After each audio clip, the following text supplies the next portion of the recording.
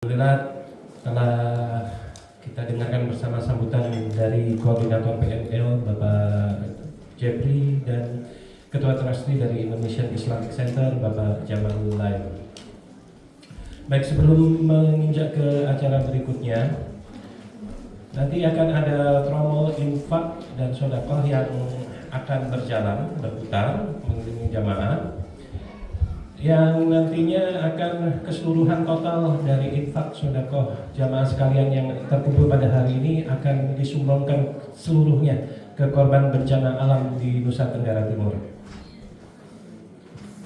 Baik, menginjak acara berikutnya, marilah kita bersama-sama mendengarkan tausiah yang akan disampaikan oleh Bapak Profesor Dr. Haji Syafiq Mukni, Ketua PP Muhammadiyah Bidang Hubungan dan Kerjasama Internasional, dengan mengangkat tema hidup berkemajuan tanpa kehilangan akar dengan menjadikan Rasulullah SAW sebagai suri tauladan. Marilah kita mendengarkan bersama-sama supaya kita bisa mengambil sebanyak-banyaknya ilmu dari beliau, dan jangan lupa nanti setelah tausiah yang beliau sampaikan akan dibuka juga sesi tanya jawab. Sembari mendengarkan tausiah yang beliau sampaikan, silakan buat pertanyaan yang akan disampaikan untuk beliau sesuai dengan tema. Baik, kepada Bapak Profesor Dr. Haji Syafiq Mukni, untuk waktu dan tempat kami persilakan Bapak. Mana lebih ini ya. Assalamualaikum warahmatullahi wabarakatuh. Waalaikumsalam warahmatullahi wabarakatuh.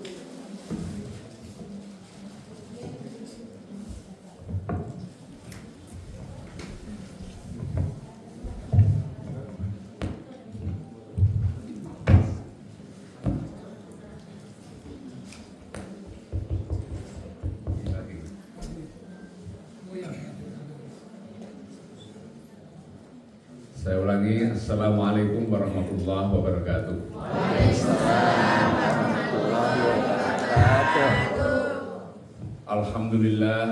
Alhamdulillahirabbil alamin, wal 'aqibatu lil muttaqin, wala 'udwana illa 'alal zalimin. Asyhadu an la ilaha illallah al-malikul haqqul mubin, wa asyhadu anna Muhammadar Rasulullah shadiqul wa'dil amin. Allahumma salli ala Muhammad wa ala alihi wa ashabihi ajma'in, amma ba'd. Yang saya hormati seluruh pengurus dari IIC dan juga pengurus dari lembaga-lembaga pengajian yang ada di London dan sekitarnya, hadirin semua yang sangat saya cintai. Saya merasa berbahagia dan bersyukur kehadirat Allah Subhanahu wa Ta'ala bisa hadir di dalam majelis ini, karena tentu berkat rahmat dari Allah Subhanahu wa Ta'ala kita semua bisa hadir untuk suatu tujuan yang sama, yaitu meningkatkan pengetahuan kita dan meningkatkan kesadaran beragama kita.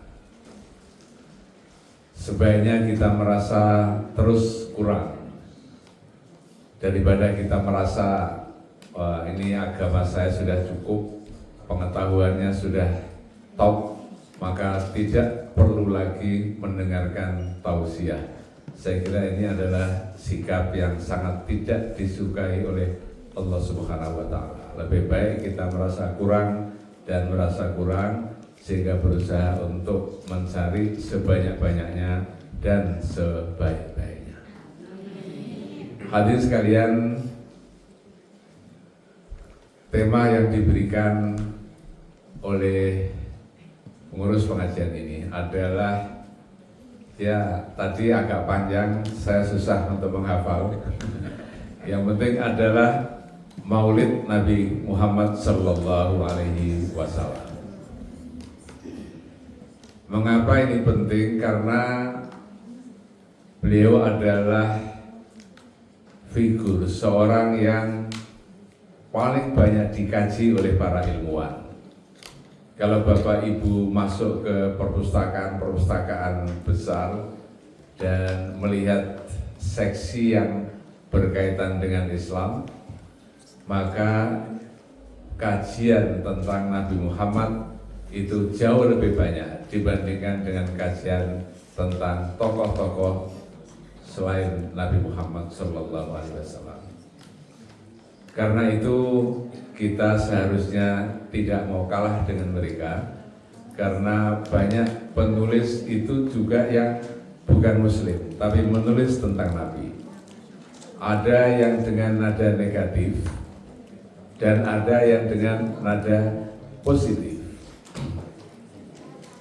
Ada yang menulis sejarah Nabi dengan tujuan untuk menghilangkan trust, untuk mengurangi kepercayaan kita kepada Nabi. Beliau ditulis sebagai seorang pembohong, seorang yang mengidap penyakit epilepsi, mengidap pendek kata banyak penyakit sehingga orang tidak perlu percaya kepada Nabi. Ada yang demikian itu. Yang positif menyatakan Nabi Muhammad itu adalah orang yang paling berpengaruh di dunia dibandingkan dengan tokoh lain. Nabi Muhammad adalah teladan yang sangat bagus, ya. Kalau tidak dikatakan sempurna, mungkin sangat bagus bagi kita sebagai umat Islam, dan juga kita yakin bahwa teladan beliau itu tidak hanya khusus bagi umat Islam tapi juga untuk umat manusia, karena beliau adalah utusan Allah, rahmatan lil alamin, menjadi rahmat bagi seluruh alam. Nah, hadirin sekalian, di dalam Al-Quran Allah Subhanahu wa Ta'ala berfirman, A'udzubillahi minasyaitonir rajim, huwallazi ba'atsa fil ummiyina rasulan minhum yatlu 'alaihim ayatihi wa yuzakkihim wa yu'allimuhumul kitaba wal hikmah wa in kanu min qablu lafi dhalalin mubin. Dialah Allah yang telah mengutus Nabi Muhammad itu di kalangan orang-orang al-ummiyin. Dulu para mufassir mengartikan al-ummiyin itu adalah orang-orang yang buta huruf. Nabi pernah berkata, nahnu ummatun la nahsibu, kami adalah umat yang tidak bisa menghitung. Dan Nabi Muhammad disebut sebagai al-ummi, artinya adalah yang buta huruf, tidak bisa membaca dan tidak bisa menulis. Itu penafsiran dari ahli tafsir pada zaman dahulu. Tetapi sesungguhnya makna fil ummiyin itu adalah orang-orang yang buta terhadap kebenaran. Orang-orang yang pertama adalah orang-orang yang tidak diberikan kitab. Ya, ini menurut ahli tafsir. Jadi masyarakat komunitas yang tidak diberikan kitab oleh Allah itu disebut sebagai masyarakat al-ummiyin. Masyarakat yang tidak bisa membedakan antara keadilan dan kezaliman itu adalah ummiyin. Masyarakat jahiliyah yang sistem ekonominya penuh dengan riba, itu adalah al-ummiyin yang buta terhadap kebenaran dan kebajikan. Nah, bagaimana Nabi Muhammad SAW diutus di dalam masyarakat itu? Dalam ayat yang saya bacakan tadi, tugas yang pertama adalah walladzi ba'atsa fil ummi rasulan yatlu 'alaihim ayatihi, yaitu membacakan ayat-ayat Allah, itu yang pertama. Artinya adalah mengajak kita semua untuk membaca alam ini sebagai tanda-tanda kekuasaan Allah Subhanahu wa Ta'ala. Maka kalau kita semakin mendalam ilmu tentang alam ini, maka itu adalah peluang yang sangat besar untuk memahami dan merasakan keagungan Allah Subhanahu wa Ta'ala. Semakin rendah pengetahuan kita, itu semakin kecil peluang untuk memahami kemahakuasaan Allah Subhanahu wa Ta'ala.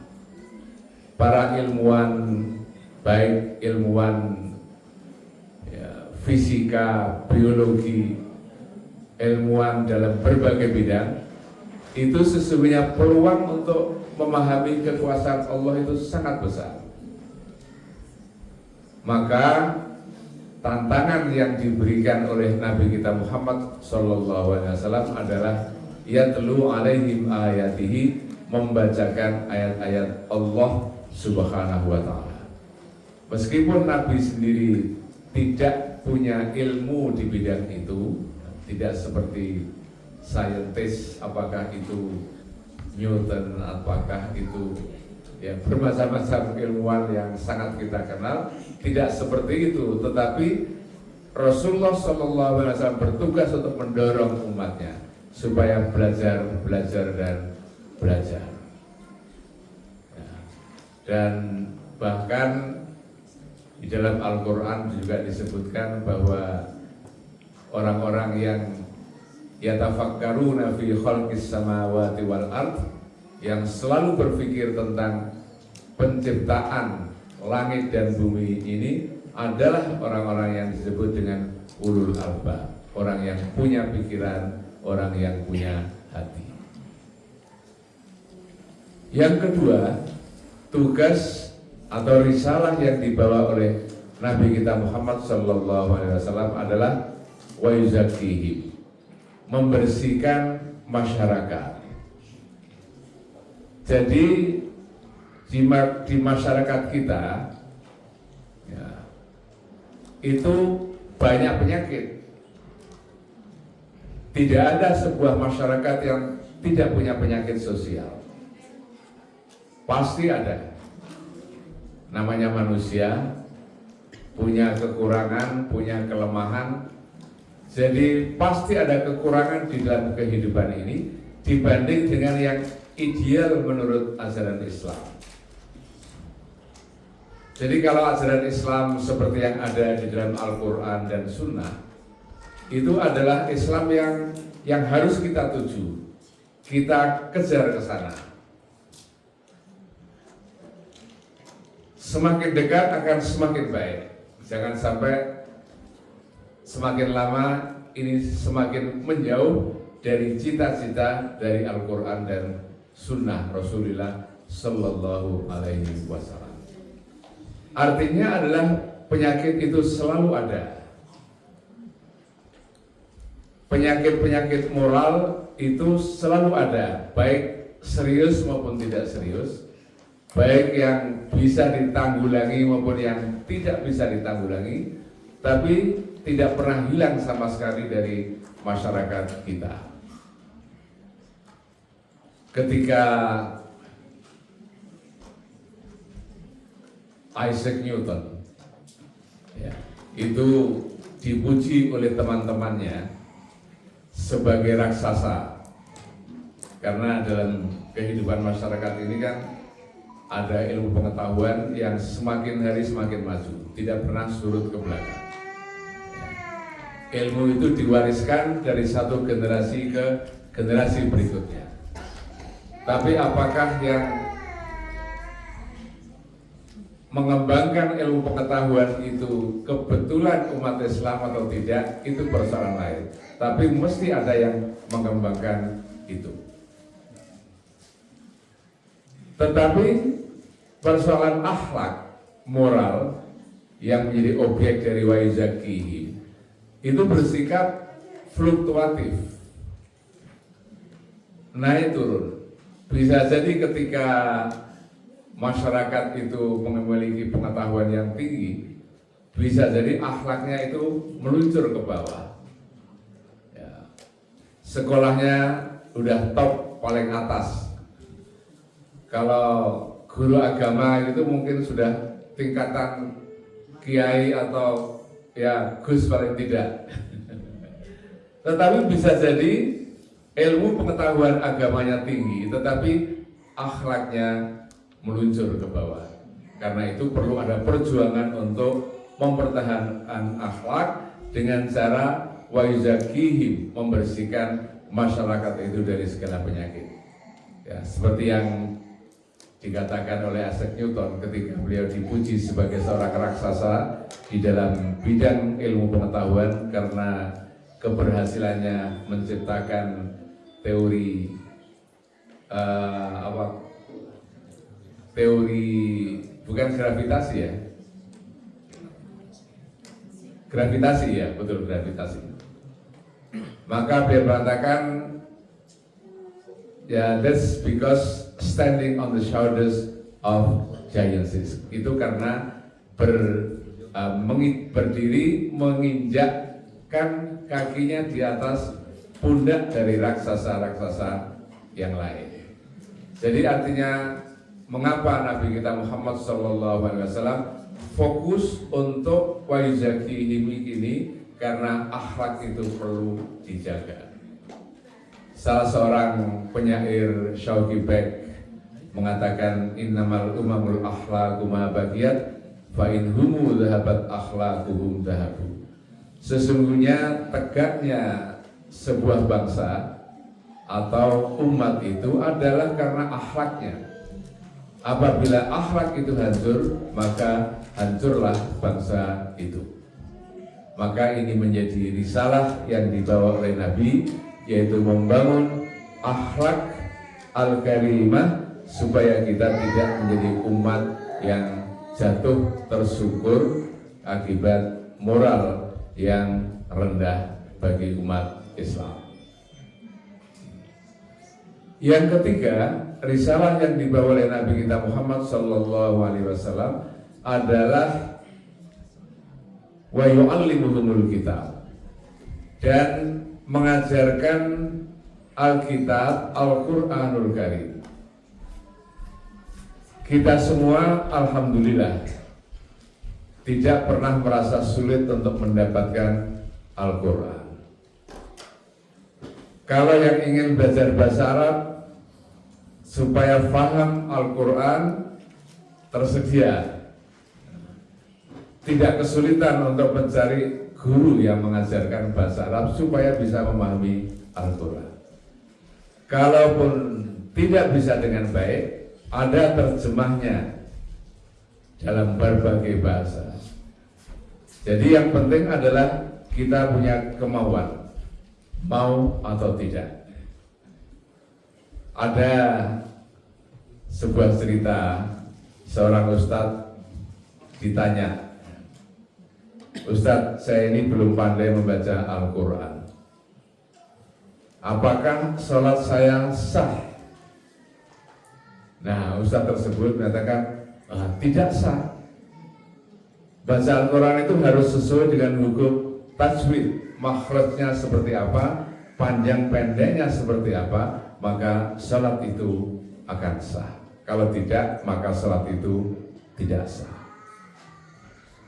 Nah, akhirnya kemudian ya daripada sholatnya dipandang tidak sah, ya lebih baik tidak sholat sekalian. Buat apa sholat? Kalau dikatakan tidak sah. Akhirnya dia tanya kepada ustadz lain, dan ustadznya ini kebetulan dari Muhammadiyah. Juga tanya kepada ustadz dari Nahdlatul Ulama, dan juga tanya dari Al-Wasliyah. Maka dikatakan sah, silakan baca apa yang bisa. Yang penting adalah jangan berhenti belajar, jangan merasa sudah pinter, itu lebih baik. Jadi jawaban itu saya kira sesuatu yang cocok bagi dakwah Islamiyah, bagaimana mendorong orang untuk mempelajari Al-Quranul Karim. Kira-kira ya 20 tahun yang lalu, pertama kali saya pergi ke Inggris ini, berkunjung ke Islamic College. Tidak tahu itu masih ada apa? Apa sudah tidak ada? Waktu itu rektornya adalah Profesor Zaki Badawi dari Mesir, seorang mantan aktivis Ikhwanul Muslimin. Kemudian berhijrah ke London dan mendirikan Islamic College di sini. Saya lupa di mana tempatnya itu. Kami bertanya bagaimana ceritanya college itu didirikan. Beliau bercerita, dulu itu kami pernah mengundang konferensi dan mengundang imam-imam dari seluruh Inggris.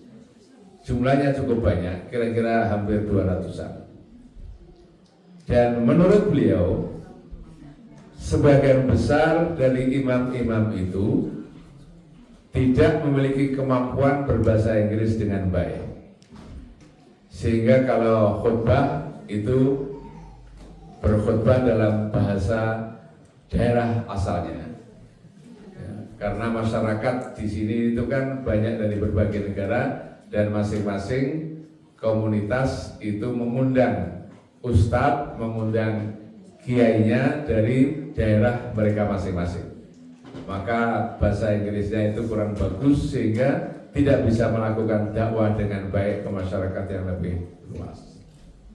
Yang kedua katanya, mereka itu memberikan fatwa seperti ketika masih di negara mereka. Ada satu peristiwa anak muda wanita mahasiswi yang tidak berjilbab.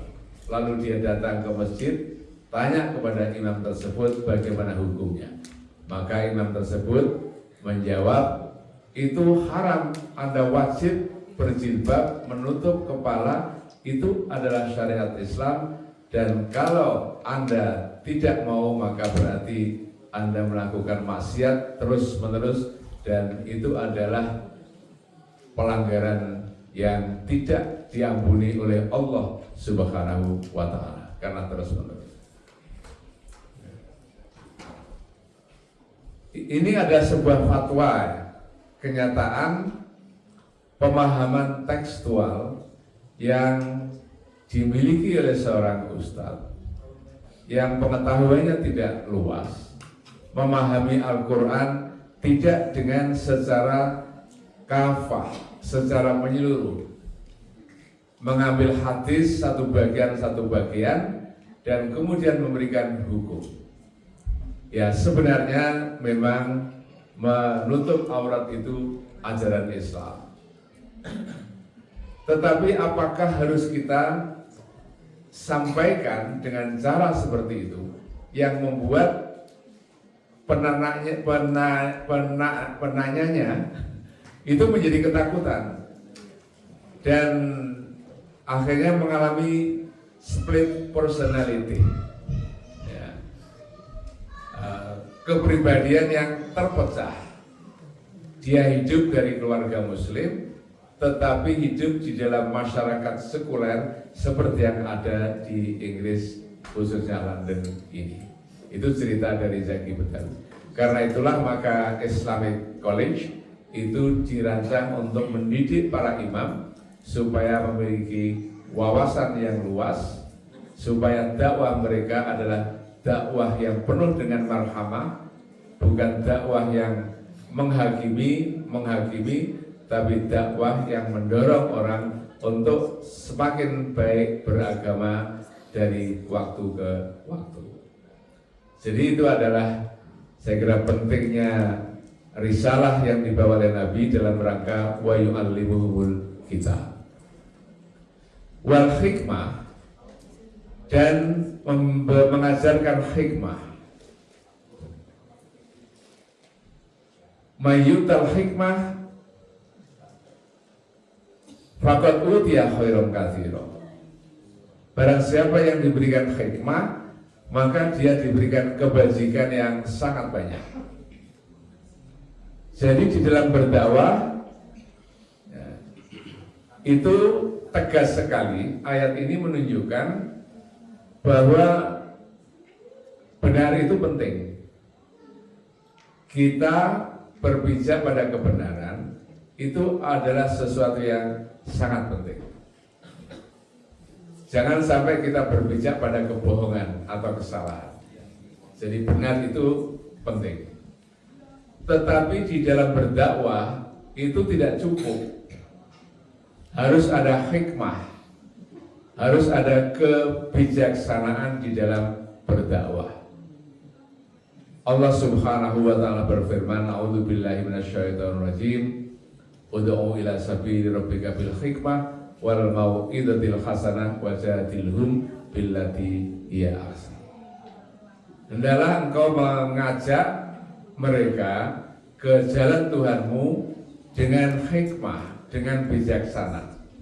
Wal mau'izatil hasanah, dan dengan nasihat-nasihat yang baik.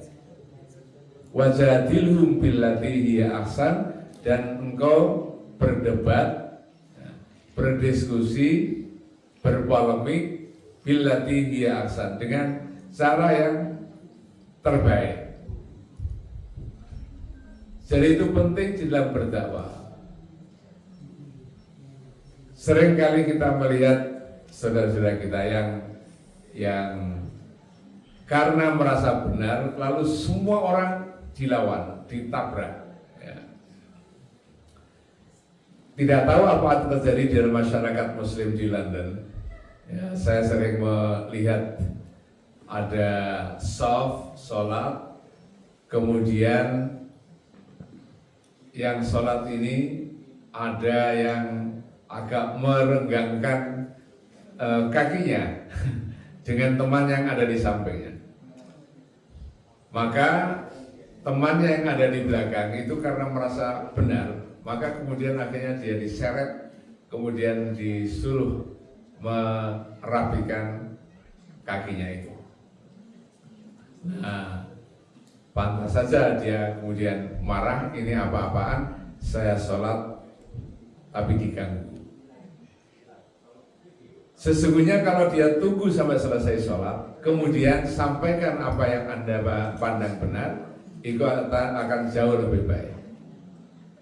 Dan juga tidak bersifat mutlak bahwa pendapat saya itu benar. Bisa jadi ada dalil dari hadis yang lain yang menyatakan tidak mutlak harus seperti itu. Orang ya di kalangan masyarakat kita itu kan banyak aliran, banyak pendapat yang berbeda-beda. Tapi asal semuanya punya landasan dari Al-Quran dan Sunnah, insya Allah tidak ada masalah. Jangan sampai kita melihat karena orang lain itu tidak sepaham dengan kita, maka kita kemudian menghujat mereka, menyatakan mereka adalah kafir, melakukan takfiri, padahal sesungguhnya Islam itu adalah agama yang luas. Yassiru wala tu'assiru, permudahlah dan jangan engkau mempersulit ajaran agama Allah. Nabi kita Muhammad sallallahu alaihi wasallam pernah ditanya oleh sahabat-sahabat yang sedang berdebat. Suatu ketika Nabi memerintahkan sahabat itu untuk berjalan menuju sebuah kampung Bani Quraidah. Dan pesan Nabi, kamu jangan sholat sebelum sampai ke Bani Quraidah. Kejadian itu setelah zuhur. Nah, di tengah jalan matahari sudah hampir tenggelam. Sebagian sahabat mengatakan kita harus sholat asar sekarang karena waktunya sudah mau habis. Lalu sahabat yang lain, oh tidak, kita diperintah oleh Nabi sampai kampung itu dan jangan melakukan sholat sebelum sampai di kampung tersebut. Maka kita tidak boleh sholat di tengah jalan walaupun waktu sholat sudah habis. Perdebatan itu akhirnya disampaikan kepada Nabi. Maka Nabi mengatakan, dua-duanya benar. Jadi sahabat yang ingin sholat dulu sebelum sampai itu juga benar, yang nunggu sampai baru sholat asar itu juga dibenarkan oleh Nabi kita Muhammad Sallallahu Alaihi Wasallam. Itu artinya kita tidak boleh main mutlak-mutlakan dalam soal furu'iyah. Kita buka pikiran kita, dan pendapat itu bisa jadi berbeda tapi sama-sama benar dan dibenarkan oleh Rasulullah Sallallahu Alaihi Wasallam. Sehingga para imam dulu ya, ketika melihat perdebatan, dan juga sering terlihat di dalam perdebatan dalam soal agama, maka Imam Hanafi itu mengatakan qauli shawabun yahtamilul khata' wa qauluka khata'un yahtamilus shawab. Pendapat saya ini benar tapi bisa jadi salah. Kita tidak tahu bagaimana Allah memandangnya, dan pendapat Anda itu menurut saya salah tapi ada kemungkinan benar. Nah, itu artinya adalah kita mentoleransi perbedaan pendapat di dalam persoalan-persoalan agama. Ya, memang kita harus bertoleransi terhadap perbedaan. Tetapi dalam soal kejahatan itu kita tidak boleh toleransi. Tidak boleh mentoleransi kejahatan, tapi kalau mentoleransi perbedaan itu ada sunnah yang diajarkan oleh Rasulullah Sallallahu Alaihi Wasallam. Nah, hadis sekalian, jadi sekali lagi ada 4 risalah yang dibawa oleh Nabi. Yang pertama adalah yatlu alaihim ayatihi, yang kedua adalah wa yuzakihim, yang ketiga adalah wa yu'allimuhumul kitab, dan yang keempat adalah wa yu'allimuhumul kitab wal hikmah. Dengan kebijaksanaan itu kita melakukan dakwah seperti yang dilakukan oleh Nabi Muhammad Sallallahu Alaihi Wasallam. Nah, hadirin sekalian, di dalam masyarakat kita sekarang ada pembicaraan bagaimana kita seharusnya memahami Al-Quran dan Sunnah Rasul. Ada yang memahaminya itu secara tekstual, harfiah, letterlek. Pokoknya apa yang dibunyikan, dikatakan oleh ayat Al-Quran dan hadis Nabi, maka itulah kebenaran yang harus kita pegang.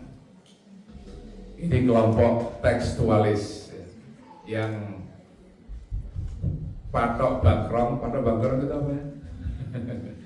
Saklek ya, yang saklek memahami Al-Quran dan Sunnah sesuai dengan bunyi atau sesuai dengan nas dari Al-Quran maupun Sunnah Nabi.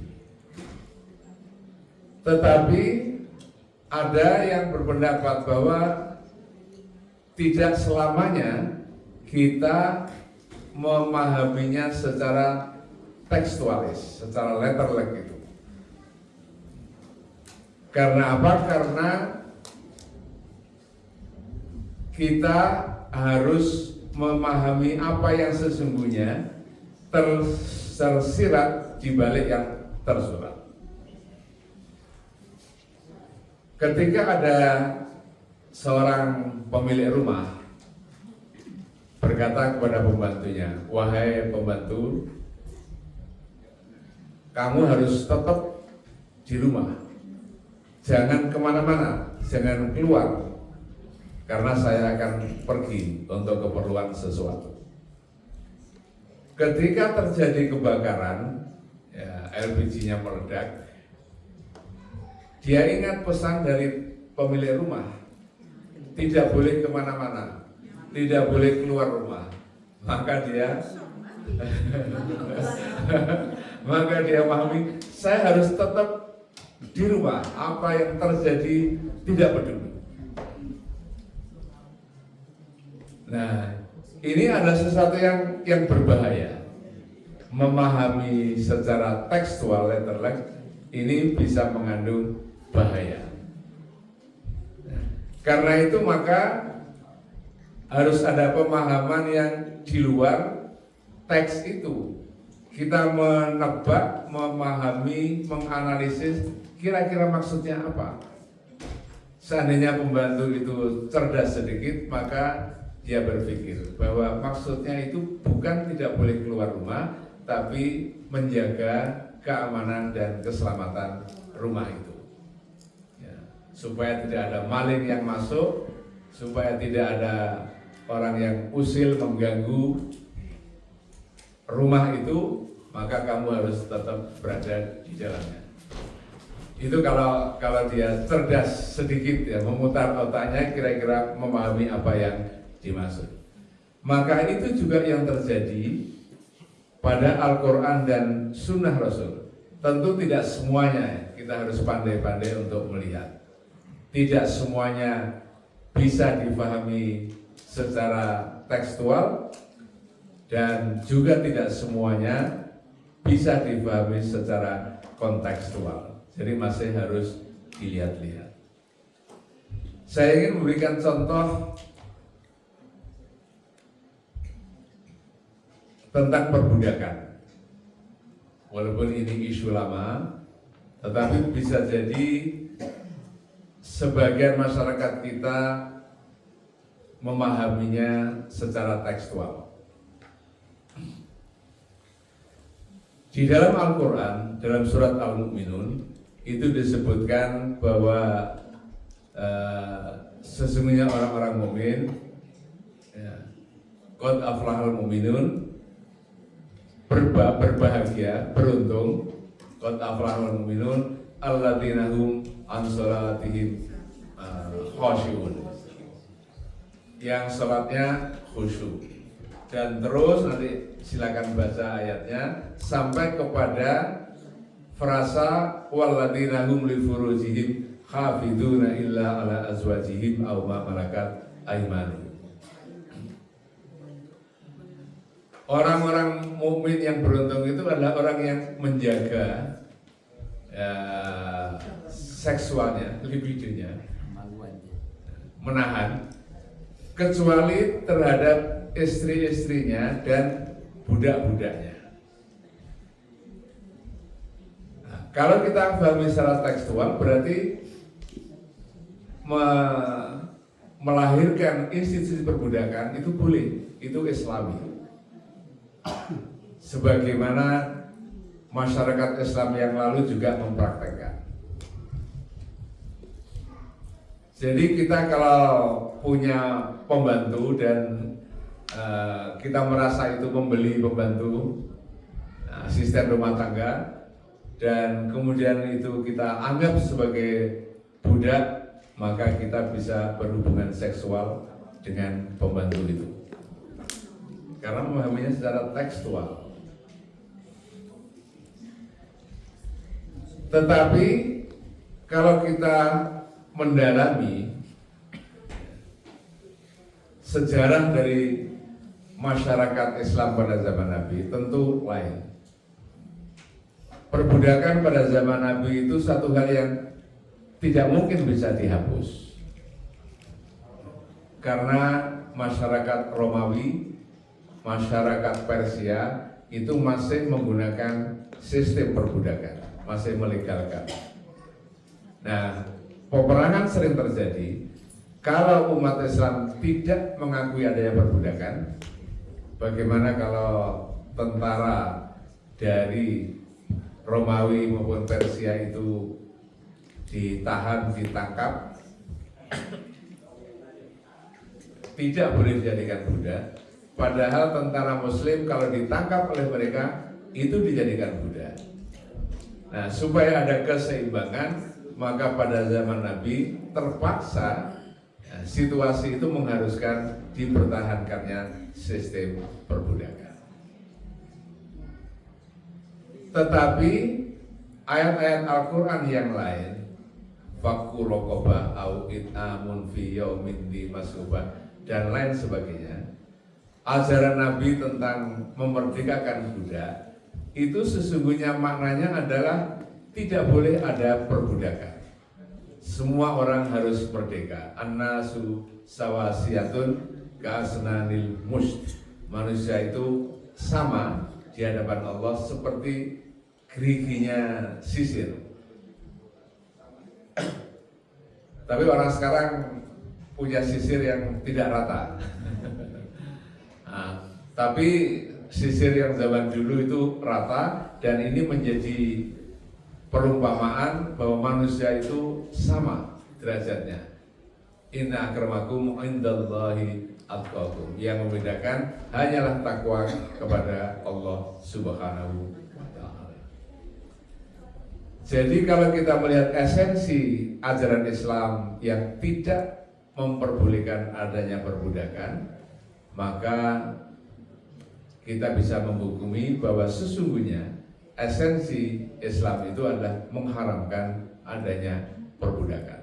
Tetapi prosesnya bertahap pada zaman Nabi, dan kemudian seharusnya terus berproses untuk menjadi sebuah masyarakat tanpa perbudakan. Ini adalah bagaimana kita memahami Rasulullah Shallallahu Alaihi Wasallam. Nah, hadirin sekalian, Nabi Muhammad itu memiliki 3 dimensi, bukan trinitas, bukan trinitas. Tapi Nabi Muhammad itu memiliki 3 dimensi. Dimensi pertama adalah Nabi Muhammad sebagai bashar, sebagai manusia. Sebagai manusia itu ya bisa lapar, bisa kenyang, bisa marah, bisa tertawa, bisa senang, bisa sedih, butuh makan, dan lain sebagainya. Itu adalah Nabi sebagai bashar. Qul innama ana basyarun mithlukum. Aku adalah semata-mata sebagai manusia seperti Anda semua, kata Nabi. Yang kedua adalah Nabi sebagai orang Arab. Orang Arab itu ya pakai jubah, pakai sorban, makan kurma. Itu adalah kebiasaan Arab. Tidak pandang apakah mereka Muslim atau tidak. Orang Arab itu ya kebiasaannya seperti itu. Zaman Nabi, nggak tahu kalau sekarang mungkin sudah berubah. Jadi Nabi sebagai Arab. Yang ketiga adalah Muhammad sebagai Nabi. Jadi yang pertama adalah Muhammad sebagai bashar, yang kedua adalah Muhammad sebagai orang Arab, dan yang ketiga adalah Nabi Muhammad sebagai Nabi dan Rasul. Mana yang kita ikuti? Apakah kebiasaan Nabi makan kurma sebagai orang Arab, itu kita juga disunahkan makan kurma. Dan karena makan kurma pakai tangan 3 jari. Nah, apakah kita juga disunahkan untuk menggunakan 3 jari ketika makan kurma? Nah, sesungguhnya tidak harus seperti itu, karena ini adalah contoh Nabi Muhammad sebagai orang Arab. Nabi Muhammad sebagai manusia. Sebagai manusia. Manusia itu ya makan, tidur, apalagi ya. Apakah kalau Nabi itu tidur siang, kemudian kita juga disunahkan untuk tidur siang seperti Nabi? Qailullah. Ya, karena Nabi itu kan pada masa mudanya kerja, sehingga menjadi kaya bersama Khadijah. Nah, setelah jadi Nabi kemudian sibuk dalam melakukan dakwah dan memanfaatkan kekayaan yang sudah dimiliki. Apakah juga kalau Nabi tidur siang kita harus tidur siang? Nah, ini adalah persoalan kemanusiaan yang tidak ada kewajiban kita untuk mencontoh, meneladani Nabi Muhammad SAW sebagai manusia biasa, sebagai bashar. Yang harus diikuti adalah sebagai Nabi. Wa ma yantiqu 'anil hawa in huwa illa wahyu yuha. Aku tidak katakan sesuatu dari keinginanku, melainkan wahyu dari Allah Subhanahu wa Ta'ala. Maka disinilah saya kira kita perlu belajar dan belajar. Saya pun masih harus belajar dan terus belajar supaya ilmu kita semakin luas dan dengan itu semakin mendekati kebenaran yang sesungguhnya dimaksud oleh Allah Subhanahu wa Ta'ala. Kita jangan merasa puas, jangan merasa sudah pintar, melainkan kita merasa banyak kurang dan dengan itu kita berusaha sekuat tenaga. Mudah-mudahan bermanfaat. Billahi taufiq wal hidayah. Assalamualaikum warahmatullahi wabarakatuh. Waalaikumsalam warahmatullahi wabarakatuh.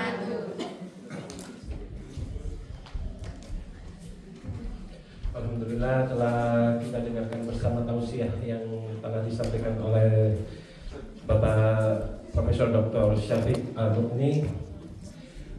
Dan berikutnya kami berikan kesempatan kepada para jamaah yang ingin memberikan atau menyampaikan pertanyaannya yang berkaitan dengan tema yang telah disampaikan untuk bisa menyampaikan dengan mengangkat tangan. Kami buka untuk sesi pertama dengan 2 pertanyaan terlebih dahulu.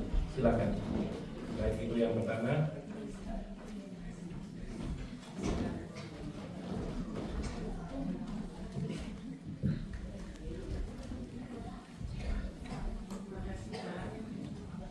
Assalamualaikum warahmatullahi wabarakatuh. Izin Prof. Terima kasih atas mau itu hasanahnya pada hari ini untuk kita semuanya. Pertama-tama tadi saya dengar Prof mention Islamic College. Sebetulnya masih ada Pak di sini, nggak jauh dari sini Pak. Di dekatnya Madura Kitchen restoran. Ya. Dan yang pertanyaan saya untuk mengajak dakwah atau menasehati apalagi di zaman sekarang Pak ya, para Gen Z itu tidak mudah dan harus pelan-pelan, walaupun untuk di zaman milenial juga agak susah Pak. Mohon pendapat Prof untuk mengajak sholat wajib, karena kita udah mengingatkan. Waktu itu ada yang sempat mengingatkan tapi tersinggung dan tidak mau ngaji lagi Pak.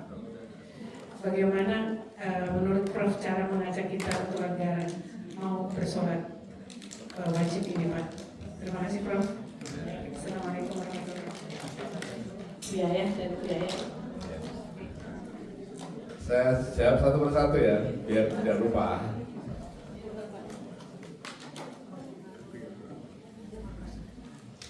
Mengajak menuju kebaikan itu tentu ada caranya, cara yang efektif. Nah, saya bukan psikolog. Barangkali kita bisa tanya ke psikolog bagaimana melakukan perubahan perilaku orang.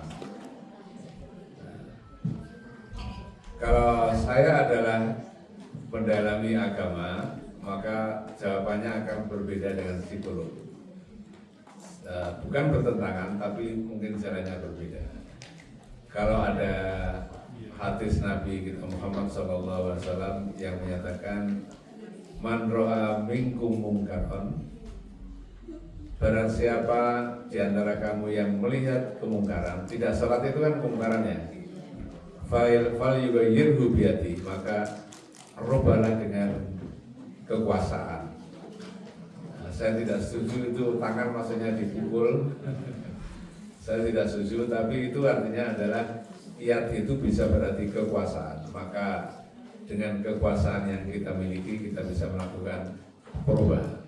Yang kedua adalah bilisani dengan lisan, dengan nasihat-nasihat. Kemudian yang ketiga adalah fabiqalbi dengan hati, dengan doa. Nah, mungkin ibu lebih tahu pengalaman bagaimana mendidik anak-anak. Saya tidak bisa berikan resep, tetapi barangkali berdoa. Nah, itu jalan terakhir yang bisa kita lakukan setelah tidak mampu sesuai dengan tenaga kita. Dan Allah sudah melepaskan kita dari celaan kalau kita sudah melakukan walaupun belum berhasil. Dan apa yang kita usahakan itulah yang dihitung oleh Allah. Laha makasabat wa 'alaiha maktasabat. Jadi usaha berdasarkan niat baik itu sudah dihitung pahala oleh Allah Subhanahu wa ta'ala. Nah, perkara hidayah itu adalah prerogatif dari Allah Subhanahu wa ta'ala. Orang mau sholat itu perlu hidayah. Orang supaya masuk Islam itu perlu hidayah. Ini satu petunjuk yang buat kita ini agak misteri dan kita tidak bisa memahami sepenuhnya secara rasional. Kita kembalikan misteri itu kepada Allah Subhanahu wa ta'ala. Ada orang yang kita didik baik-baik dengan cara yang terbaik, disekolahkan, pendekatan usaha pol-polan sudah, tapi anaknya itu tetap beliau, tetap tidak mau nurut, tidak mau ikut. Nah, kewajiban sudah kita laksanakan. Selain itu terserah kepada Allah Subhanahu wa ta'ala. Dalam kunjungan saya ke London yang pertama kali itu diundang oleh Muslim Network atau Islamic Network, saya lupa. Ya. Islamic Network atau Muslim Network, mungkin Muslim Network. Nah, dia pernah memberikan penghargaan kepada seorang sarjana namanya Anne-Marie Schimmel. Anne-Marie Schimmel, orang Jerman yang pinter mendalami Islam dan banyak membela umat Islam.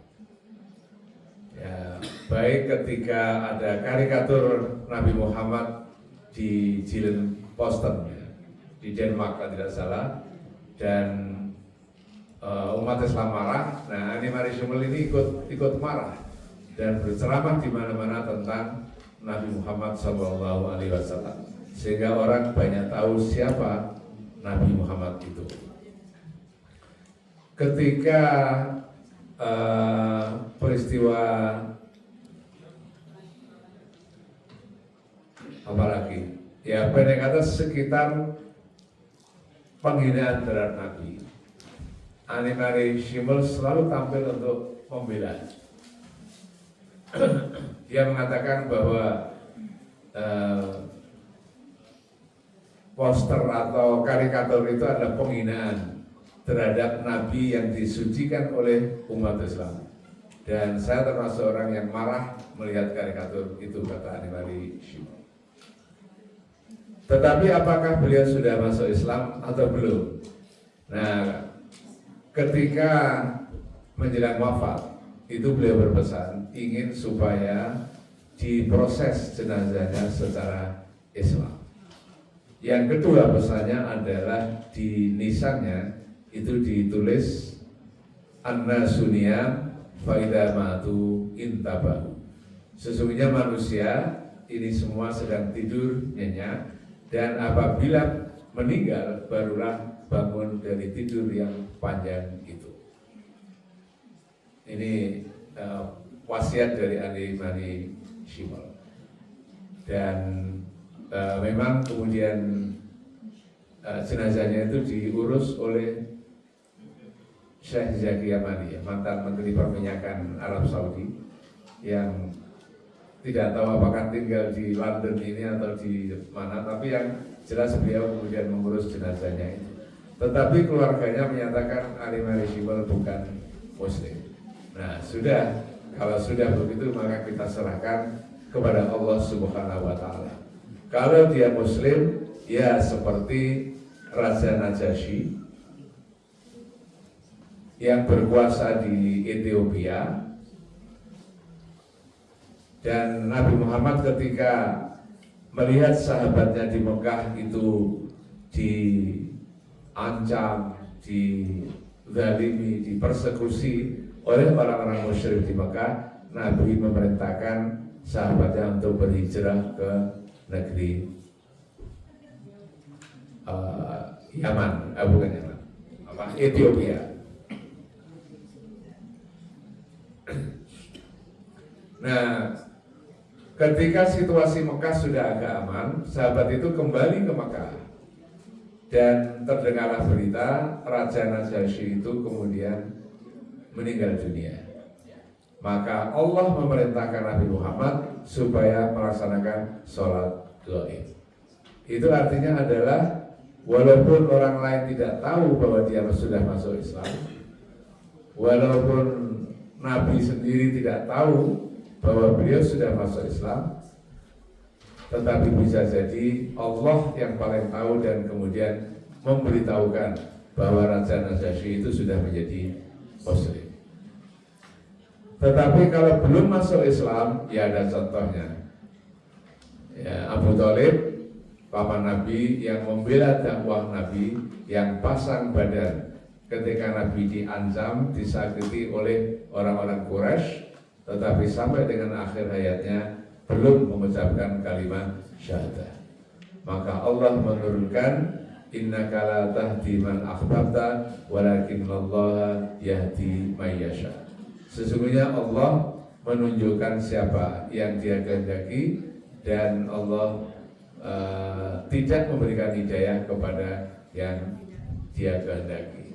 Artinya adalah jangan sampai kita kemudian karena melihat anaknya tidak mau sholat, lalu kita hukum bahwa dia bukan Muslim, dan kita hukum bahwa dia pasti masuk neraka, dan kemudian kita bertindak atas keyakinan kita itu. Karena bisa jadi menurut Allah ya mungkin dosanya ya dosa, tapi tidak sampai menjadi orang yang keluar dari ajaran Islam.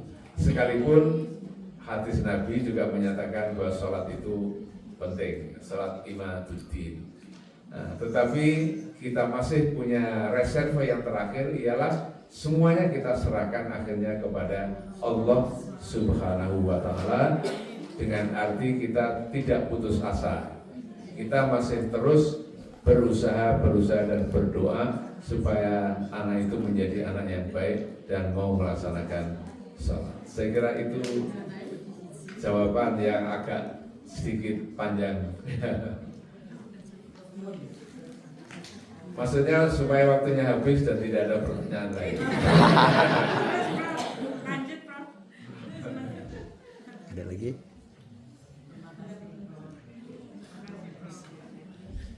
Baik, terima kasih. Berikutnya mungkin masih ada pertanyaan? Oke.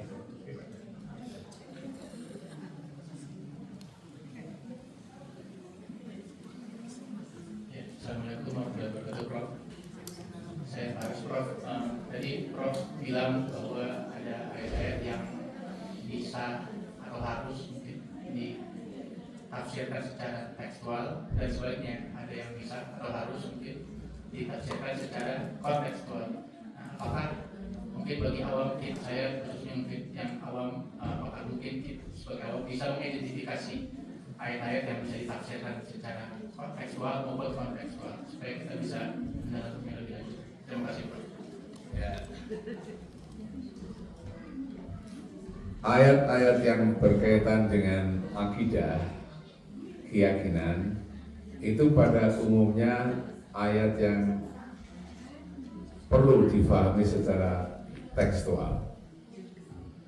Ya, ayat yang berkaitan dengan akidah. Walaupun mungkin ada yang memahaminya secara kontekstual, itu tidak masalah. Tetapi bukan dalam hal-hal yang prinsipil.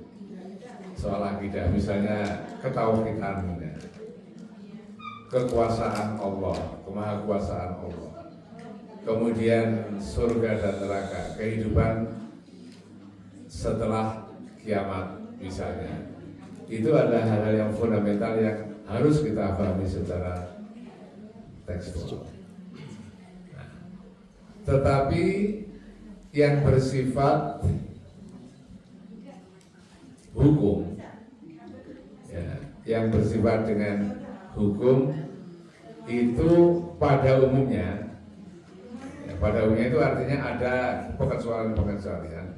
Kita perlu memahaminya secara kontekstual.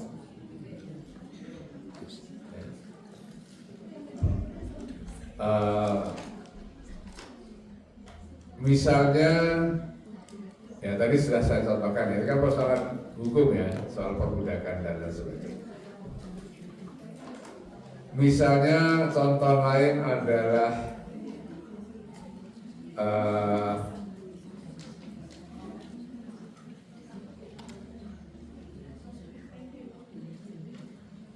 ya ini perbedaan ya, tapi saya ingin menyampaikan pendapat saya.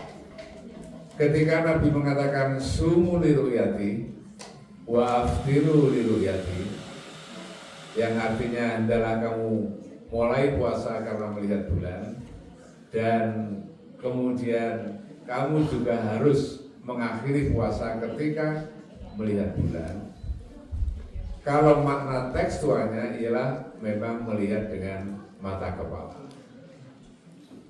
Tetapi hadis-hadis yang lain menunjukkan bahwa ada peluang untuk memahaminya secara kontekstual, yang kembali kepada esensinya bahwa puasa itu harus dimulai ketika sudah masuk tanggal 1 Syawal dan harus berakhir ketika bukan 1 Syawal, 1 Ramadan, dan harus berakhir ketika sudah masuk pada 1 Syawal. Esensinya itu perkara alat untuk mengetahui itu bisa berubah menurut zamannya. Kalau zaman Nabi ya pakai mata kepala, tapi kalau zaman sekarang tentu menggunakan ilmu astronomi atau yang di dalam Islam dikenal dengan ilmu falak atau ilmu hisab. Jadi itu contoh.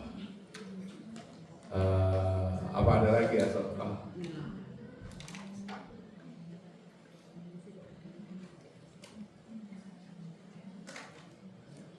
Soal waris. Nah, ini juga jadi perdebatan. Kalau di dalam Al-Quran, laki-laki itu mendapatkan 2 bagian dari perempuan. Kalau punya 3 anak, 2 perempuan 1 laki-laki, maka pembagiannya itu separuh untuk 1 anak laki-laki dan separuh untuk 1 anak perempuan. Apakah itu mutlak harus begitu? Dan kalau tidak, maka tidak Islami. Apakah begitu? Padahal ada ayat yang menyatakan bahwa engkau tidak atau seharusnya tidak meninggalkan keluargamu dalam keadaan melarat, ya. Diafan, lemah, baik secara ekonomi maupun di luar ekonomi. Jadi ada ayat lain yang seharusnya dijadikan alasan juga bahwa misalnya kalau kita punya seorang putra perempuan yang sakit-sakitan, miskin, tidak ada harapan untuk bisa bekerja, tidak ada harapan untuk bisa mendapatkan nafkah, padahal yang laki-laki ini pengusaha besar, kekayaannya luar biasa. Kalau menurut ayat yang pertama tadi, si laki-laki itu berhak, tidak bisa, pokoknya saya harus tetap mendapatkan 2 bagian dari seorang anak perempuan. Ngotot dia sampai ke pengadilan dan lain sebagainya. Nah, itu betul menurut ayat walidakari mislu hadil unsayai. Tetapi menurut ayat yang lain itu sikap yang tidak betul, salah, membiarkan saudaranya melarat sedangkan dia ingin memonopoli berdasarkan ayat yang pertama itu. Jadi ini harus ada keseimbangan, dan karena itu ada yang berusaha untuk mengkompromikan dengan cara ya biar tidak rame-rame, harta itu saya terima 2 bagian dibandingkan dengan 1 orang perempuan, kata si laki-laki, tetapi nanti akan saya berikan kepada adik perempuan saya misalnya. Nah, tetapi itu kan tidak menyelesaikan masalah karena ada juga laki-laki yang ragus gitu. Mentang-mentang punya ayat lalu itu dipertahankan mati-matian. Nah, saya kira itu sebuah contoh bagaimana kita tidak bisa memahami ayat itu secara tekstual.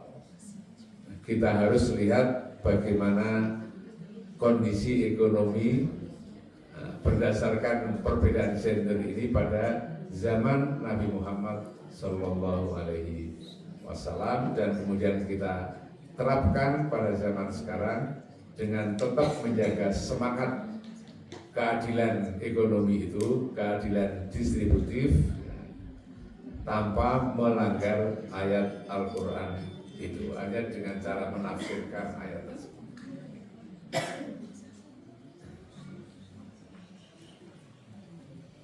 Baik, terima kasih Bapak Syafiq atas penjelasannya dari pertanyaannya. Masih ada 1 pertanyaan? Boleh, singkat saja ya. Itu sebenarnya Assalamualaikum warahmatullahi wabarakatuh. Prof, izin sebenarnya agak terlepas dari konteks, tapi menarik sebenarnya, pengen dengar pengalaman Prof. Kemarin Prof Syafiq bersama Pak Menlu dan Ketum PBNU kan sempat ke Iran. Mungkin boleh di-share juga pengalaman Prof pada saat kunjungan ke Iran tersebut, apalagi mengingat Iran kan menganut Islam yang cukup berbeda dengan kita yang ada di Indonesia. Bagaimana juga kita bisa menegaskan toleransi beragama, tapi juga iman kita itu nggak bergeser gitu. Jadi dan pengalaman pas kesana sepertinya menarik juga untuk di-share, Prof. Karena saya sempat dengar sempat waktu mau ziarah itu menunggu diarahkan ke sholat maghrib, berdiri terus ada batu-batu di bawah, tapi bukan langsung ziarah tapi diarahkan untuk sholat maghrib dulu. Jadi mohon diceritakan juga biar kita bisa mendapatkan pengalaman dan tentunya pengalaman dari Prof ke Iran. Terima kasih. Ya, jadi kami berempat dengan Ketua PBNU dan Menteri Luar Negeri serta Ketua MPR datang ke Iran. Ya. Nyampe Iran kira-kira jam 9 pagi dan kemudian pulang lagi jam 9 malam. Jadi cuma 12 jam di kota Mashhad itu. Ini tidak bisa dijawab dengan sangat sederhana, tapi daripada tidak dijawab, saya berusaha untuk singkat tapi bisa menjelaskan. Pertama adalah saya berkeyakinan bahwa Syiah itu Muslim juga. Ya. Syiah itu kan bermacam-macam varian ada di dalamnya. Ada Syiah yang moderat, ada Syiah yang ekstrim, bahkan Syiah yang menyatakan tidak wajib sholat, tidak wajib puasa, itu pun ada Syiah Batiniyah. Nah, sama dengan Sunni pun sama sesungguhnya, bermacam-macam golongan itu ada dalam Sunni. Tetapi sepanjang mereka masih percaya pada rukun iman, maka saya lebih cenderung untuk mengatakan mereka adalah Muslim. Perkara perbedaan ibadah misalnya sholat, nah itu kan juga tidak hanya berbeda antara Sunni dan Syi'i, tapi juga di dalam Sunni sendiri ada perbedaan. Kalau di dalam masyarakat mazhab Hanafi misalnya, setelah imam membaca waldolin itu diam, padahal para pengikut Imam Syafi'i itu menjawab dengan amin dengan keras sekali. Jadi kalau kita pergi ke negara di Asia Tengah misalnya, itu kita kecuali kita sendiri yang suara keras amin, mereka diam saja, tidak, itu misalnya. Nah, ada juga misalnya ketika takbir sholat itu, ya misalnya ketika i'tidal, ya takbiratul ihram itu kemudian tangannya tergantung ini, tidak setekap. Ya. Kemudian sholat Idul Fitri misalnya, kan takbir awal itu berapa kali? 7. Itu Allahu Akbar tidak apa begini. Kita kan biasa Allahu Akbar gitu. Mereka Allahu Akbar ini, Allahu Akbar sedekap ini. Nah itu juga perbedaan. Jadi ya biasa. Kemudian ya Syiah itu sejarahnya lumayan panjang. Kalau mau cerita sampai runtut ya kira-kira 1 semester mungkin. Sebab saya waktu belajar di CLE itu ngambil kelas tentang Syiah selama 3 semester. Jadi membaca kitab-kitab karya ulama-ulama Syiah, membaca sejarah gerakan-gerakan Syiah dan lain sebagainya. Nah itu 3 semester. Tapi kalau untuk jamaah mungkin 1 semester sudah cukup. Yang jelas adalah mereka mengapa pakai batu, dan itu batunya diambil dari Karbala, sudah berupa lempengan seperti batu tapi cetakan gitu. Karena sujud itu di atas bumi, padahal kita kan sujud ini di atas karpet, di atas sajadah. Nah, supaya betul-betul sujud di atas bumi, maka dahi kita harus melekat pada tanah. Itu pemahaman mereka. Dan mengapa dari Karbala? Karena mereka menganggap ada berkah di dalamnya. Karena Karbala itu adalah tempat Husain terbunuh, ya, putra dari Ali bin Abi Thalib terbunuh dan kemudian dimakamkan di Karbala, di Irak. Jadi ada berkah. Itu kan sama dengan masyarakat kita yang datang ke kuburan yang dianggap keramat, kemudian minta-minta di sana, dan ada yang musik itu pintu dari makam-makam itu karena keyakinan bahwa di sana akan ada berkah, akan mendatangkan berkah.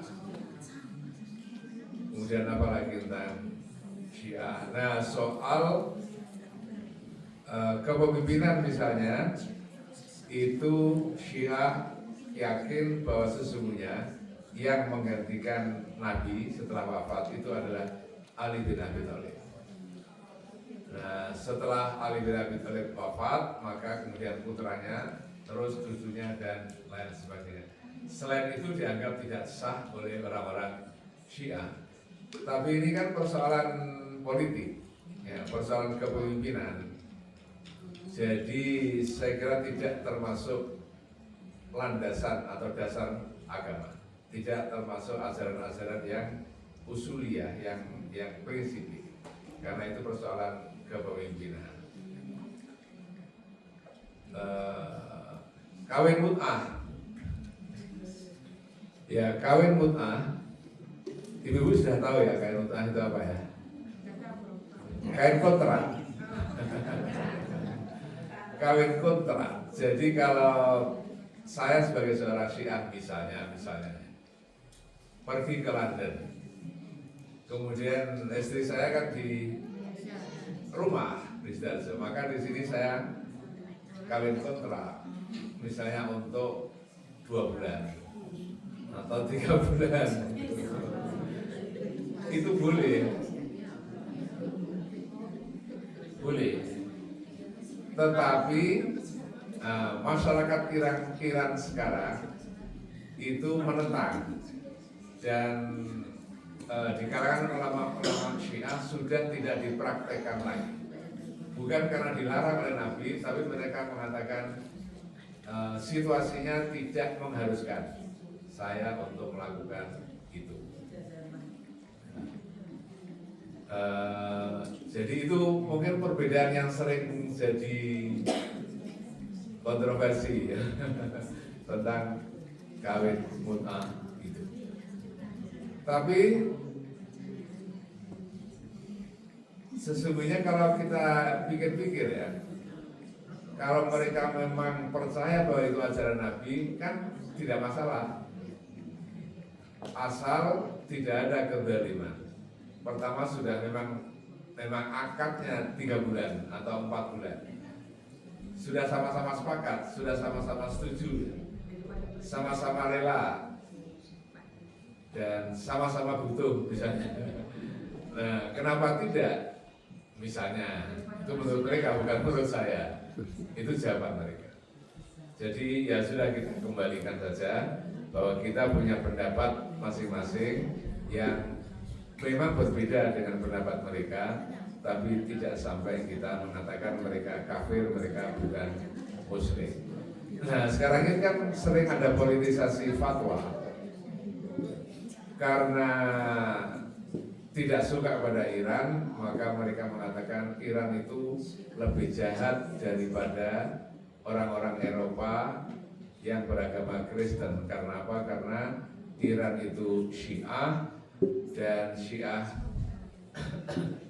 itu berasal dari Majusi, agama Majusi, dan agama Majusi itu pengikutnya tidak bisa disebut sebagai Ahlul Kitab. Nah, sedangkan Amerika itu orang-orang Kristen yang punya Bible, dan Alkitab itu adalah berasal dari wahyu Allah kepada Nabi Isa, dan orang-orang Kristen bisa disebut sebagai Ahlul Kitab. Jadi kalau terjadi perang antara Amerika dan Iran, maka kita membela Amerika karena mereka Ahlul Kitab, sedangkan orang-orang Iran adalah bekas pengikut agama Majusi yang tidak bisa disebut sebagai Ahlul Kitab. Ini saya kira lebih politis ya. Politis bagaimana supaya mendiskreditkan Iran di dalam konflik Timur Tengah ini. Terima kasih.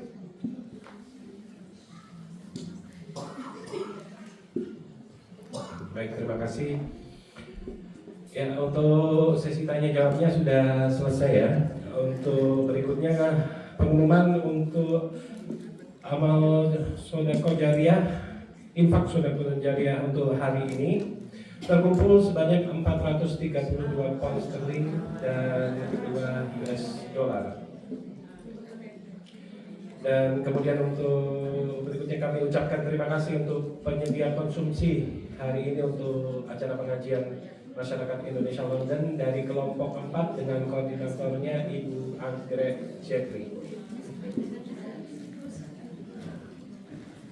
Setelah ini kita tutup acara ini dengan doa penutup. yang langsung dibawakan oleh Bapak Profesor Dr. Syafiq, kami persilakan Bapak. Alhamdulillah, kita berdoa Rabbana atina fid dunya hasanah wa fil akhirati hasanah wa qina adzabannar. Subhana rabbika rabbil izzati amma yasifun wa salamun alal mursalin walhamdulillah.